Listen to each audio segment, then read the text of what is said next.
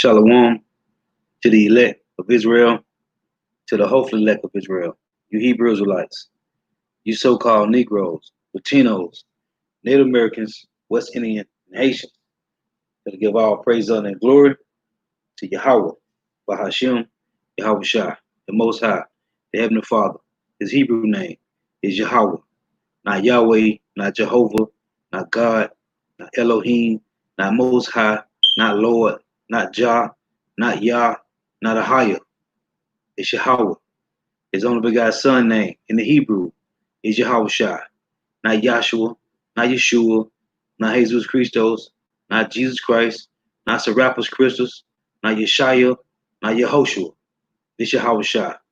So gotta give all praises, honor, and glory to Yahweh, Bahashem, Yahweh Shai, Bahashem, Rikah Kodash.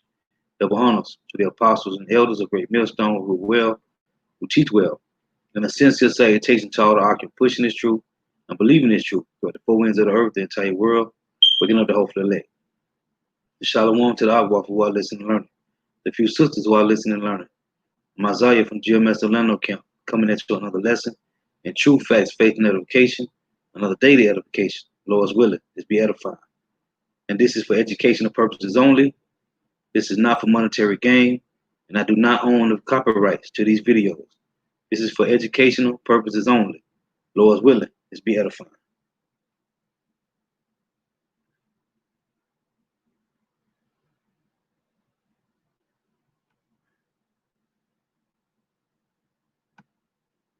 Of Europe have plunged. Explain. The U.S. threat to expand sanctions has put the German-Russian project at risk.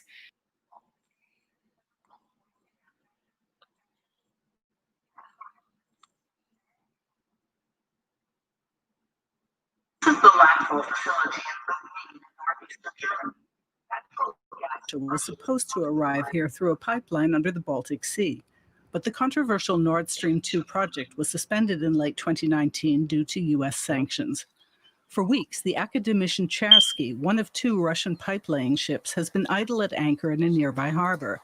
It was supposed to install the final 150 kilometers of the pipeline to Lubmin. The ship now needs a technical overhaul. But gas market analyst Heiko Lohmann says it's unlikely to find a company willing to do the job, and insurers are reluctant to cover the Russian ships. The sanctions have the potential to delay this for a very long time. Now, expanded sanctions proposed by U.S. senators are causing more uncertainty. German officials are worried they personally could get caught up in them. The regional energy minister is hoping for support from Berlin and Brussels.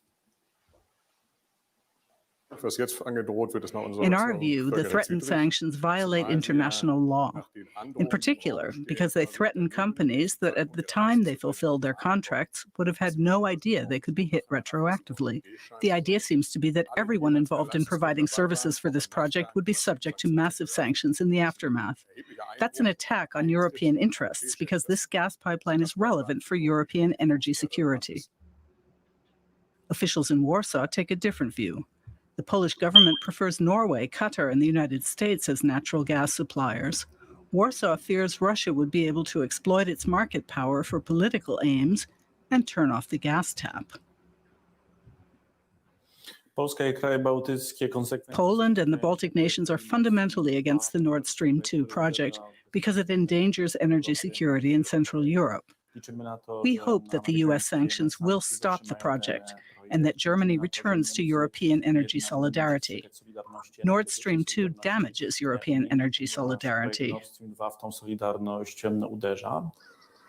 If the Akademischen Chersky can't take up its pipe-laying work soon, the Nord Stream 2 project could end up as a 10 billion euro investment ruin in the Baltic. And let's get more now. We are joined by Rob Watts from DW Business. Rob, I mean, the U.S. has long had objections to this project, but they're really laying on the pressure now, aren't they? Yeah, there really is not a lot of love for Nord Stream 2 in the United States. They hate the idea of Germany and Europe becoming too reliant on Russian energy. And actually, Ted Cruz, the Republican who put forward the proposals to strengthen these sanctions, said that happening, that eventuality would be a direct assault on US national security. There is also the Donald Trump angle on this, the take that we usually expect on everything. I mean, he's been speaking about it just this week. He was saying how he sees it as a hypocrisy that the United States is investing billions in NATO to help protect Europe from Russia. And then here are the Germans planning to hand billions in energy money to the Russians. And then there's also the angle that, a more cynical angle, I would say, that the United States may want to corner the market, the European market, for itself. I mean, that is what the Russians are saying, and President Trump has suggested that United States liquefied natural gas might be a better alternative for the Germans and for Central Europe than Russians. He described the US product as freedom gas. Freedom gas. Okay, so they want to sell it to the Europeans ultimately, and also those security concerns. What's the reaction, meantime, from Europe?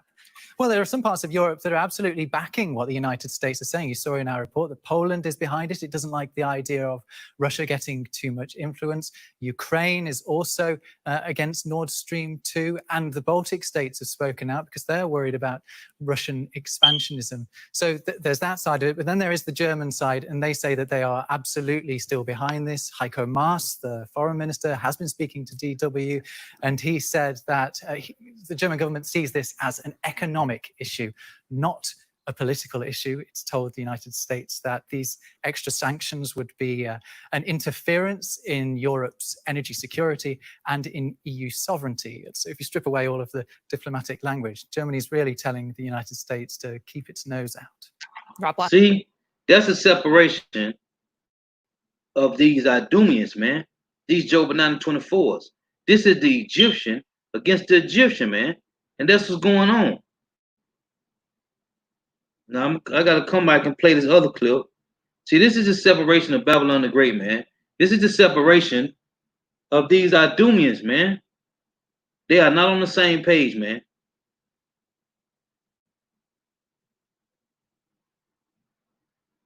And this is beautiful, man, because the Lord, as the brother said in the video we were doing a little while ago, but it got messed up, we would begin to see the fall of our enemies, man. And that's what's going on.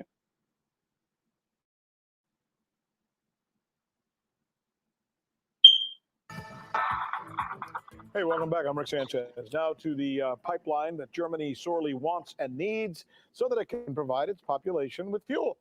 The problem is the Nord Stream pipeline 1 and 2 comes from Russia, and the United States doesn't like that. But Denmark, on the other hand, has said, look, we're cool with it. And in fact, Denmark has given the okay for it to go through the Baltic Sea. The country's approval of the project is meant to go around the U.S. sanctions, which threaten to seriously delay or cancel the pipeline project. The pipeline is a massive undertaking, which involves laying something like 750 miles of pipe under the Baltic Sea from Russia to northern Germany. That will allow Germany to purchase up to 110 billion cubic meters of natural gas directly from Russia. It's a business deal, right? Well, now the U.S. and its opposition to the pipeline bases solely on its sanctions against Russia and its Russia ire. Is that the case? Well, yeah, the answer would be yes, but that's not all.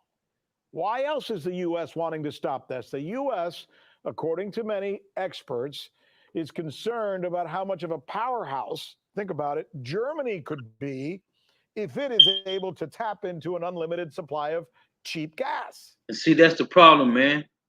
That's the problem. The scripture tell you in Ezekiel 38, the Lord say that Russia shall be a guard to them, man. See, that's the problem with Babylon the Great. They want dominance over the earth, but they are beginning to fall, man. Now the Lord is raising up another branch of these Idumeans, man, these Job 924s, and they don't like it, man. See, there's a lot riding on this Nord Stream thing.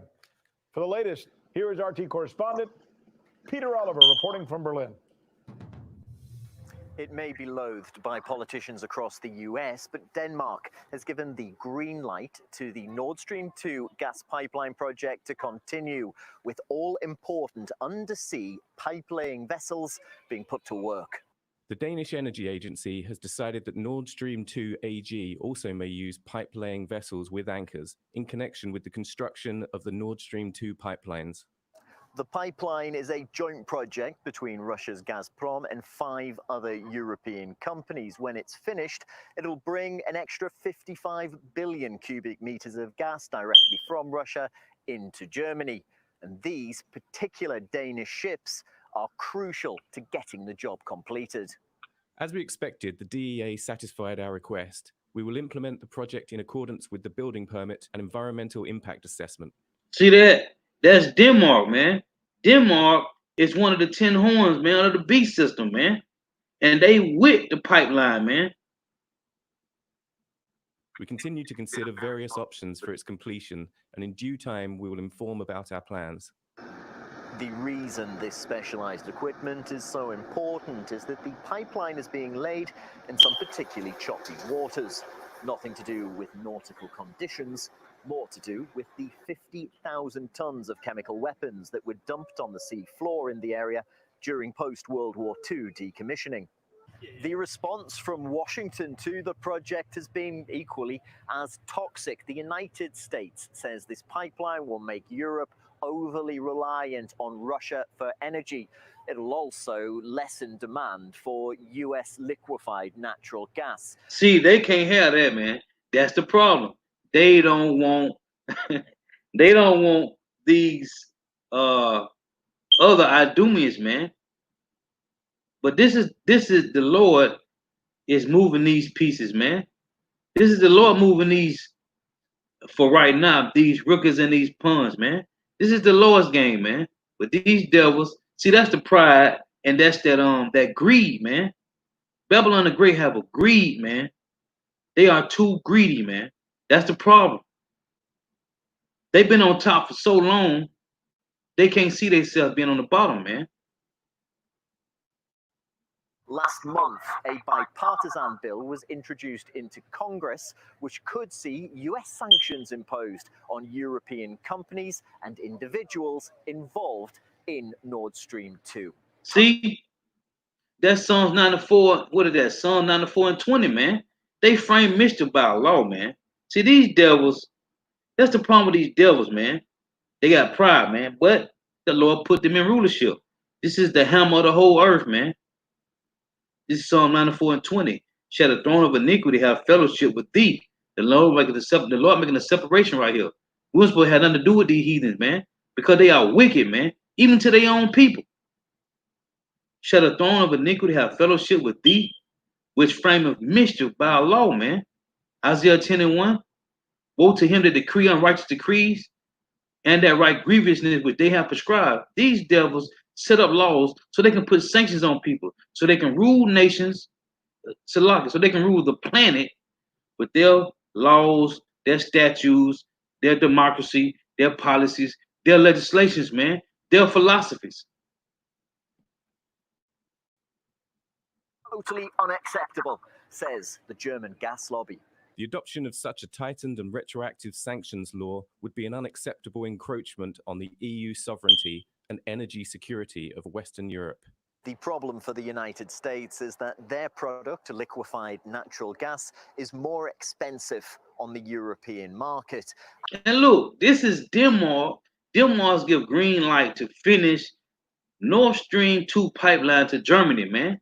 This is Denmark. This is one of the 10 horns, man. This is a major separation, man. And Washington wielding sanctions like a club with which to beat those that don't do as they're told is hardly going to make friends and influence people in European capitals. Peter Oliver in Berlin for News with Rick Sanchez. Good stuff. This Daniel 2 and 40. And the fourth kingdom, which was the Roman Empire, and we know Babylon the Great, North America came back as a revived Roman Empire. And the fourth kingdom shall be strong as iron, for as much as iron breaketh in pieces, and subdue all things. Meaning They take dominance over the earth, man. And as iron that breaketh all these, shall it break in pieces and bruise.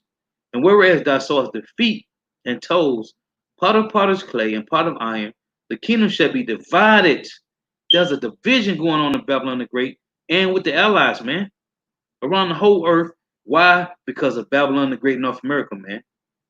The kingdom shall be divided, but there shall be in it of the strength of iron, far as much as thou sowest the iron mixed with miry clay. And as the toes of the feet were part of iron and part of clay, so the kingdom shall be partly strong and partly broken. And that's what's going on. That's what we see every day, man. The Lord said, the brother said, man, the Lord have raised us up to see the fall of our enemies, man. And whereas thou sawest the iron mixed with miry clay, they shall mingle themselves with the seed of men, who are the day in this verse is talking about the seeds of the wicked, man. And they shall mingle themselves with the seed of men, but they shall not cleave one to another, man. Even as iron is not mixed with miry clay, because there's a separation, man. And in the midst of this, the Russians are Idumeans, man. Okay? So that's a separation inside the separation, man. Peter, I think you made us understand this a little bit better, but still, we're left with questions. Joining me now is UK MP George Galloway. So, as I understand it, and this story does get a little bit confusing, George, the Russians are saying, look, this is a great thing. The Germans are saying, we need it. The Americans are saying, how dare you even think about putting a pipeline between your two countries? So, the pride of their heart have read to what see them, any man. media in any of those countries is saying, I went to Wikipedia. I just did a Wikipedia search. I'm going to read you what Wikipedia says about the Nord Stream. It says, quote, I think we can put it up. Here it is. Nord Stream is opposed by the U.S. because of concerns that it would increase Russia's influence in the region. The U.S. resistance to Nord Stream is also influenced by the country's increased production of natural gas. You see that? Because of concerns that it would increase Russia's influence in the region. See, this is the problem with Babylon the Great, man. These Babylonians, man, they've been in power for so long, they can't see their cousins going into power, man. This is Ezekiel 38 and verse 1. It reads, and the word of the Lord Yahweh came unto me, saying, Son of man, set thy face against Gog, the land of Magog, the chief prince of Meshach and Tubal, and prophesy against him, and say, Thus saith the Lord Yahweh power, behold, I am against thee, O Gog, the chief prince of Meshach and Tubal, and I will turn thee back and put hooks into thy jaws. This is talking about that old Soviet Union war mentality, man, that old war mind state, man. And I will bring thee forth and all thine army, horses and horsemen, all of them clothed with all sorts of armor, even a great company with buckler and shield. It tell you in Jeremiah 50 and 9, he will assemble from the north country, right? Assembly of great nations. Reading on, it say, even a great company with buckler and shield, all of them handling swords, Persia, Ethiopia, and Libya with them, all of them with shield and helmet. Gomer and all his bands, the house of Togarmah of the north quarters, and all his bands, and many people with thee. Be thou prepared. He's talking to Russia right here, man. Be thou prepared, and prepare for thyself, thou and all thy company that are assembled unto thee. They're gonna come to Russia, man. Russia is the new superpower, man. And be thou a guard unto them, man. The Lord is telling Russia to be a guard to the other nations. And this is what Babylon the Great is afraid of, man. As many brothers, the brother was saying, hey, as the scriptures say, terror shall make them afraid on every side, man. That's the problem. These devils, these Babylonian devils, are terrified of them them Russian devils, man. Which gives the U.S. Congress economic incentive to resist Russia's supply of gas in favor of U.S. shale gas. This is Wikipedia, George. What does it tell you? That's a pretty good summary. The old saw, if you're going to take a shot at the king, you better not miss. Germany is the king of the European economy. Its sovereignty is not for sale. Neither is the European Union's vis-a-vis the United States. And of course, Russia is smiling too. So this is a very big setback for Mike Pompeo in particular, who's exerted enormous sweat and tears on this subject, and he's failed. The Danes were not intimidated. The Danes are only 10% of the project. 90% of the pipeline's already done, but that 10% could have scuppered the whole thing. And the US put might and main into dissuading Denmark from the decision they've just taken. So it's a very good day, a red letter day, you might say, for Russian-European cooperation. That's why the US doesn't like it. There's also, of course, the interest that you refer to there, that it means that your more expensive liquid natural gas will not be being purchased in Europe after all. So, you know, the idea of taking gas thousands of miles across the ocean rather than through a pipeline from one part of Europe to the next part of Europe never was. My volume on this one is all the way up. It's the video. I got my volume all the way up on 100. It's the video that's low. The last video I played wasn't this low. It's just this video, bro. And shalom to everybody on the comment board. Yahaba Shemam Shah, Bahashim Rakakodash, Rakatham. Didn't have much logic attached to it. Only if the Allies were going to do what the US told them. And that is less and less true. It makes me wonder then whether all news items we often hear about Russia bad, this country's bad, that country's bad, more often than not is a Machiavellian play and is more based on some economic reason. Because this one is so clear, it makes me wonder if all the others are just as clear. Absolutely so, and we ought to treat with a very large dose of salt the handouts that are given by states to the media, which tamely reports them. I just heard you say the RT America's news is right down the middle, and its reach is global. I hope they paid you for that, because it perfectly encapsulates the need for people to question more. It's Isaiah 19:2. And I will set the Egyptians against the Egyptians, and they shall fight every one against his brother, and every one against his neighbor, city against city, and kingdom against kingdom. And the spirit of Egypt shall fail in the midst thereof, and I will destroy the counsel thereof. And that's what's going on, man. The Lord is destroying the counsel of the beast system, man. EU, NATO, and the harlot, man. And we know NATO is the military, EU is the monetary, man. And they are on a separate page, man. They are not on the same page, man. And I will destroy the counsel thereof, and they shall seek to the idols, and to the charmers, and to them that have familiar spirits, and to the wizards. And these things are not working. As the Lord said, Isaiah 47, stand thou with thy enchantments, man. Because they are not working. Nothing is working. We are seeing the fall of our enemy, man. There's a separation. Hey, as I always say, you had French, British, and the Spaniards, man. Okay, fighting against these colonizers over here in Babylon, man. They have always been fighting amongst themselves, man. Even when you go back to the Apocrypha, man, Ptolemy and Antiochus Epiphanes was warring against each other, man. Okay, these Idumeans have always been fighting amongst themselves, man. And what's the reason? The reason is this, man. Let me go back to me and pull up this other video. The reason is about this petrodollar, man.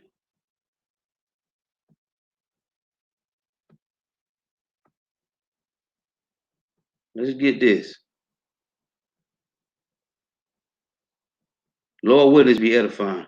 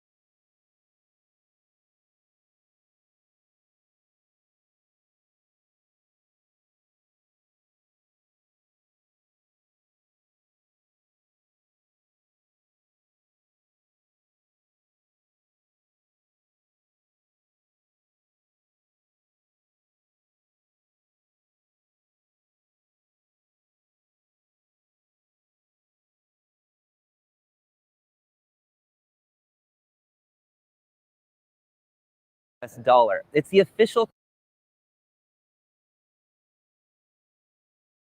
You know this as the US dollar. It's the official currency of the United States and its territories. But also, some other countries use it as their official currency too. In fact, the US dollar has become the world's reserve currency. So, how exactly did this become so powerful? More than $1.8 trillion of US currency is now in circulation around the world. And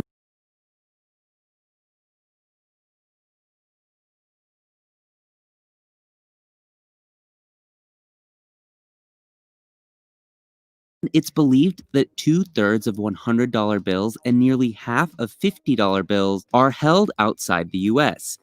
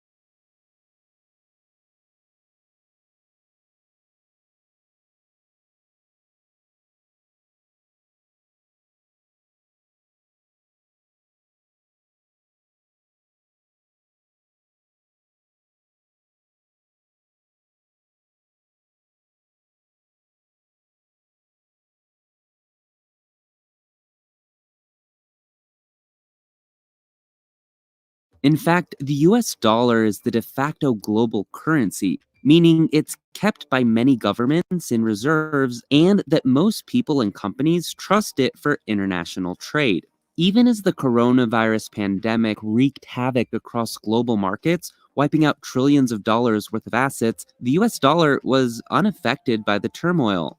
At one point, it soared 4% against a basket of major currencies, namely the euro, pound, yen, Canadian dollar, Swiss franc, and Swedish krona.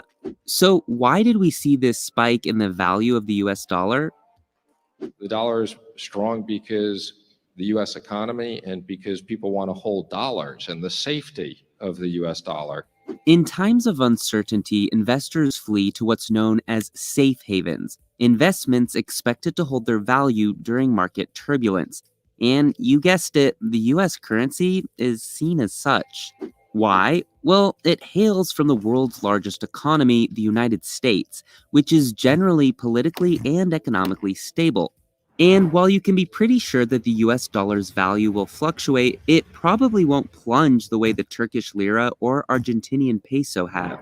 All of that demand for the dollar can cause shortages during times of economic crisis, which only exacerbates the larger problem. America's central bank, the Federal Reserve, is responsible for issuing the currency and takes extra measures to prevent a squeeze when there's a rush for the greenback. For example, during the financial and coronavirus crises, it set up a number of swap lines with other major central banks, making sure there is enough money available for investment and spending. This helps stabilize currency markets when the desire for the US dollar surges. So, how exactly did the US dollar become a major currency reserve of the world?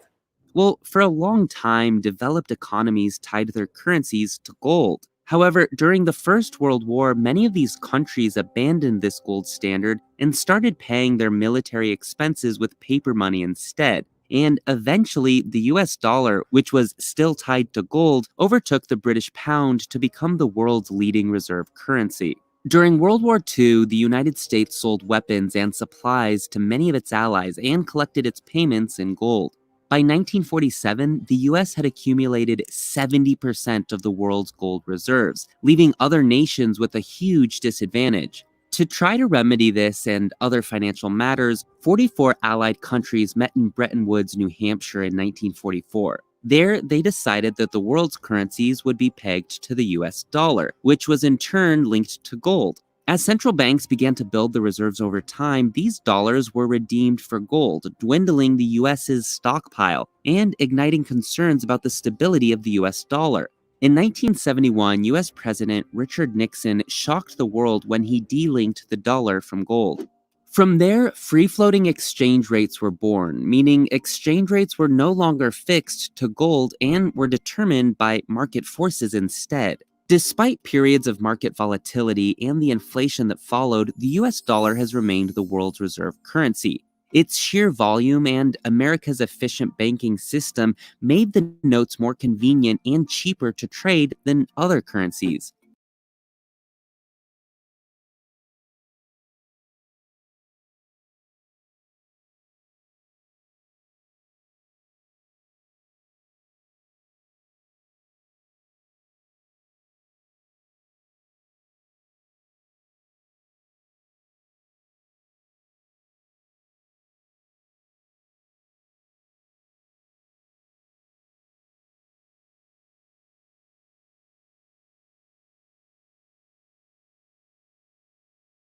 America's efficient banking system made the notes more convenient and cheaper to trade than other currencies. Today, the vast majority of foreign exchange transactions are done in US dollars, with no other currencies coming anywhere near that.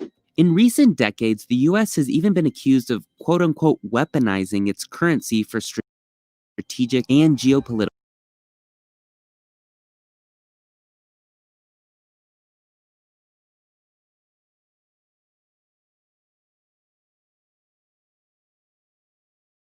influence. One example cited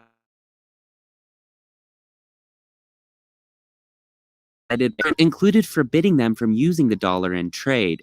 Some economies are so reliant on the American notes that they're even commonly used in day-to-day transactions.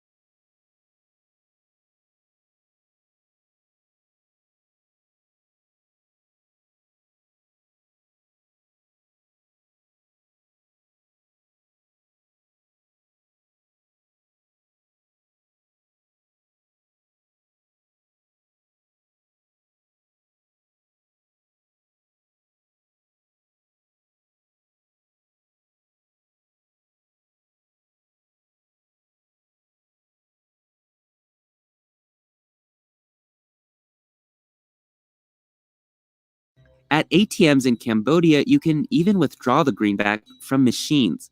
On a global scale, you'll find commodities like metals, energy, and agricultural goods are usually traded in US dollars. Here's an example of how the US dollar influences everyday business deals. Let's say a jewelry company in India wants to sell its products to a Canadian department store. If the Canadian retailer tries to pay in Canadian dollars, the Indian jeweler is likely to say, I don't know how much this is worth, and I certainly can't use it in India.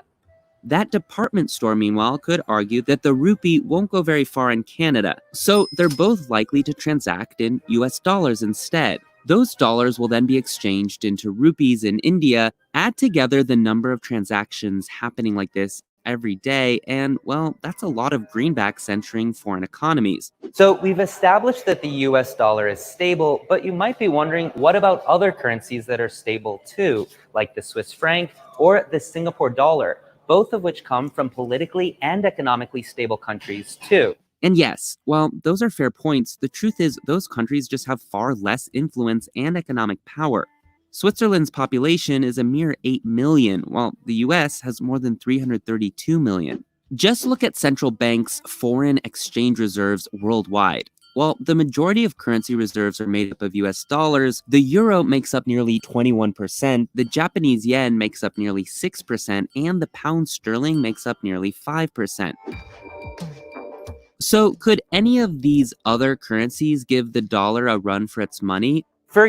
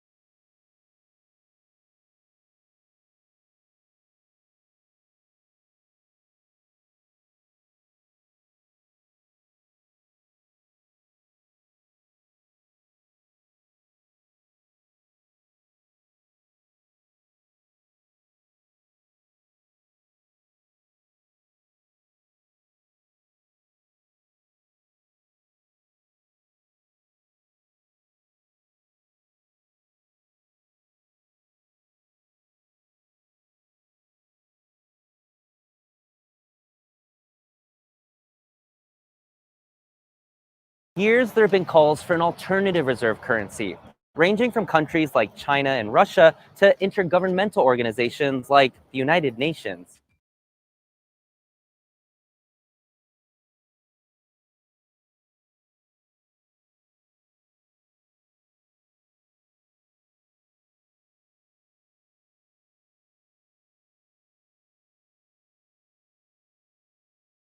In recent years, some central banks have added the Chinese yuan to the reserves. The cloud of US sanctions has also prompted a desire for some countries to bypass dollar-denominated trading.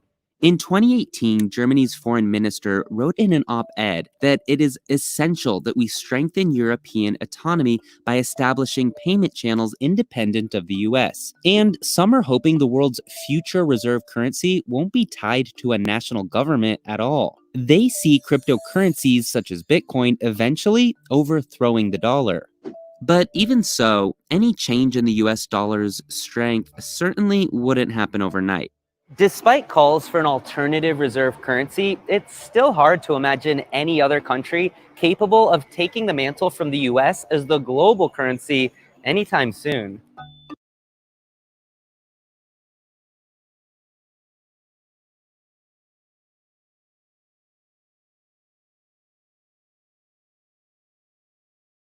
Me, I got one more clip to play. Lord willing, it be edifying. Hey, because Babylon is done, man. The allies of this place is a separation. They're separating, man. Now check this out. Guess who's declaring bankruptcy? Brooks Brothers, the high-end menswear store that has manufactured suits that were worn by almost every single U.S. president It's founded in 1818 when James Monroe was president. Is Brooks Brothers alone in these bankruptcy times that we're living in as well? No. 97 other businesses have filed for bankruptcy this year. Look at this list. JCPenney's, 24-Hour Fitness, Advantage Rent-A-Car, Chuck E. Cheese. Say it ain't so. Chuck E. Cheese. No. Cirque du Soleil, GNC, Hertz, J. Crew, Neiman Marcus. Wow. What's going on?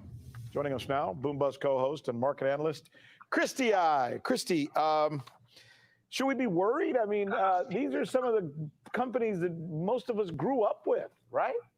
Absolutely. And right now, like the names that you just listed, these aren't mom and pop businesses. These are large mega cap businesses. And as you said, Brooks Brothers, who've been around for over 200 years, Bloomberg actually reported that the list is even bigger.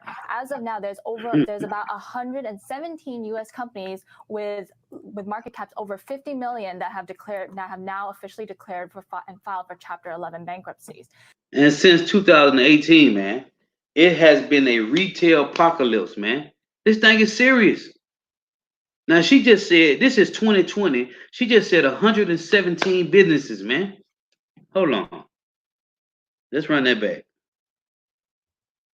U.S. companies with market caps over 50 million that have now officially declared and filed for Chapter 11 bankruptcy. Hold on, I ain't go back far enough. We got to play that again. Salaki. Bloomberg actually reported that the list is even bigger. As of now, there's about 117 U.S. companies with market caps over 50 million that have now officially declared and filed for Chapter 11. Man, Babylon the Great is done, man. Finished. Finito. So right now, that list is going to grow even longer as we get into the second wave or potentially the third wave. And the sectors that are being hit the hardest are going to be the oil sector and consumer sectors. Those sectors were already in very bad shape before this entire coronavirus started. And so now with the added pressure, additional pressure, these are going to be forced to either consolidate or lay off. Yeah, you're a market analyst and you study these trends, and I know you're really good at it. So do me a favor, take out your crystal ball and tell us what the future is going to look like, because I don't think these companies and these industries that are suffering, retail, for example, are only going to suffer for the next year. It seems like some of these things are going to be here to stay. That's facts. This is Ecclesiastes chapter 12, verse 3. In the day when the keepers of the house shall tremble. Who is this? These are the ones that own everything, man. Okay? These are the owners. It's in the day when the keepers of the house shall tremble. These are the ones that's in power, man. And the strong men shall bow themselves, and the grinders cease because they are few. Just in 2020, over 117 stores. This is Brooks Brothers. They said it's been going on since way back, man, hundreds of years ago, man. Okay, this soup store, whatever they sell, soups, whatever, man. This is a high-end store, man. In the day when the keepers of the house shall tremble, and the strong men shall bow themselves, and the grinders cease because they are few, and those that look out of the windows be darkened, man. The ones that control everything, all the way down to the everyday Jake, man, the everyday Joseph Pack, Adumian, okay? And those that look out of the windows shall be darkened, man. There is no bright future in Babylon the Great. Everything is darkened, man. They see some dark days ahead, man. Verse 4, and the door shall be shut in the streets when the sound of the grinding is low. This place is done, man. We in a retail apocalypse, man. They are shutting down. This restaurant downtown Orlando, we be at Whataburger, man. Done. They say, and he shall rise up at the voice of a bird, and all the daughters of music shall be brought low. What we listen to now, a bunch of garbage music, man. The music is being brought low, man. This place, Babylon the Great, and all the countries around the world, man, is being made desolate, man. And we're seeing it every day. Exactly. We're only in the first innings of this, and a lot of The analysts have first innings of speculated this, that man. currently there's about 80 publicly traded oil and gas companies, and we've already seen Warren Buffett step in and try to scoop up a couple of them already in recent days, simply because of the very low valuations right now. So right now, with the limited amount of travel that you just previously touched on, as well as the fact that even if these lockdown restrictions are lifted, a lot of companies have indicated that they're going to still enact the work from home. So that's just going to decrease overall travel as a whole. Meanwhile, on the consumer side, on the consumption and retail side, retail brick and mortar stores were already dying pre-coronavirus, and this has just accelerated the downfall. So in the near future, within 5 years, 10 years, a lot of the current landscape that as we know it currently is going to be severely impacted, because these two huge industries, consumer, oil and gas, as well as agriculture. A lot of people don't talk about it, but agriculture bankruptcies are actually up 24%. And that is one of the largest spikes since the 1980s agriculture crisis. Isaiah 47:1, man. Come down and sit in the dust, O virgin daughter of Babylon. There is no throne, man. This place is crumbling, man. I'm talking about crumbling like some bad made cornbread, man. Crumbling, man. Seriously. This place is falling, man. This is beautiful, man. The Lord said we shall see the fall of our enemies, man. So, in the future, the only places we're going to get our goods from is by ordering them online.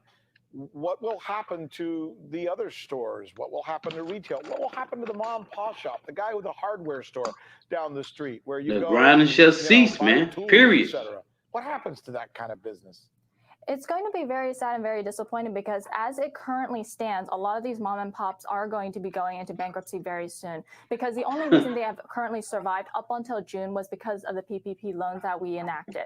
And that was the emergency funding that was meant to protect payroll, protect employees, and provide assistance for these mom and shop in order to weather out the coronavirus, which everybody initially thought was only going to last 3, 4, 5 months. Right. But now, since it's lasting longer, and since PPP loans are ending come the end of July and everything, we are going to see additional layoffs. So even though right now unemployment right now is at a 4-month low, which was a very big positive for the entire market, we all saw the market rally up on that positive blip.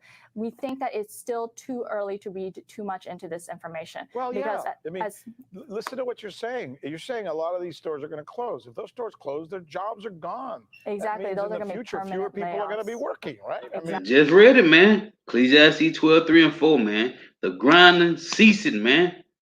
The grinding is made low, man. This place is crumbling, man. And Jake running around here looking for justice and peace from a place that's collapsing. Then you got other Jakes that's trying to rebuild in a place that's crumbling down, man. The ones that reigning like kings without us, they trying to further their careers, man. Live the best lives possible when the Roman Empire is collapsing all over again, man. Through what? The denarii, man. The monetary system, man. Hey, Ecclesiastes 1:9-10. Ecclesiastes chapter 3, verse 15, man. There is nothing new under the sun, man. And the Lord required that which is past. That which was shall be. We in those times, man. This place is falling, man. The roof is caving in, man. The columns is collapsing, man. This place is falling, man. Beautiful. Exactly. Those are going to be real job losses, and those are going to be permanent. It's not going to be a temporary furlough anymore. Boy, hey, and why, like they said, oh, they thought it was going to be 2, 3, 4 months. No, man. Why is it still going on? The coronavirus? Because this is the lowest movie, man. And the whole point is he's getting rid of 2/3 of Jakes. He's just falling too. You got to have casualties in the war, right? Hey, 2/3 got to be destroyed, man. Point blank, period. That's the whole point, man. The Lord say he doing this for his name's sake, first and foremost, and for the remnant of Israel, man. Because Yahushua came to be the mediator, man, to redeem back the elect of Israel, man, to Yahweh. So everybody else got to be put to death, man. If you're not part of the elect, you will be put to death grievously, man. Thus saith the Lord. then, right? I mean, where are people going to work? How are people going to make their living? Is this going to be a fundamental change in our economy? I mean, Hey, down to 20 seconds. You say what, Christy? hey, the elect ain't worrying about that, man. The hopeful elect, the elect is not worrying about how they gonna eat, where they gonna lay their head at, man, or where they gonna work at. The elect ain't worrying about that. The hopeful elect, these things is not on their mind, man. What's on our mind? Leisure time, man. Studying to show thyself approved, man. Okay? Hey, because your wisdom, knowledge, and understanding shall be the stability of your times, man, of Jacob's troubled times, man. We don't care about money and where we gonna work and how we gonna eat, man. Hey, cause when you trust in Yahweh Bashim Habashah wholeheartedly, man, like when they tell you to fall back and somebody behind you gonna catch you, hey, you gotta believe that, man. You gotta know that the Heavenly Father Yahweh Bashim Habashah will not let you fall, man. We have angels, man. And when you're doing, as they tell you in Proverbs 16 and 17, Proverbs 16 and 7, when a man ways please the Lord, man. Okay? When your ways please Yahweh Bahashim Habashah, there's no need to worry about nothing, man. Period. See, this is a carnal mind right here. This is that Romans 8 and 6. This is a carnal mind to think about what you're going to do, how you're going to eat, how you're going to take care of your family, where you're going to get money from. That's a carnal mind, man, with the Heavenly Father Yahweh. Which, I tell you in Romans 8 and 6, that's enmity with the Most High. To be carnal minded, man. This is absolutely going to be a fundamental change, and I think people are going to have to strap in because consumption is going to take a very big hit, as well as everybody else's disposable income as well. So I think in the near future, we've already seen the bankruptcy starting to come. I think in the very near future, we'll soon start to see home foreclosures as well. Christy Bear, you're so smart. Thanks for. And that's what it is, man. This place is done, man. Babylon the Great is on the last leg, and we just.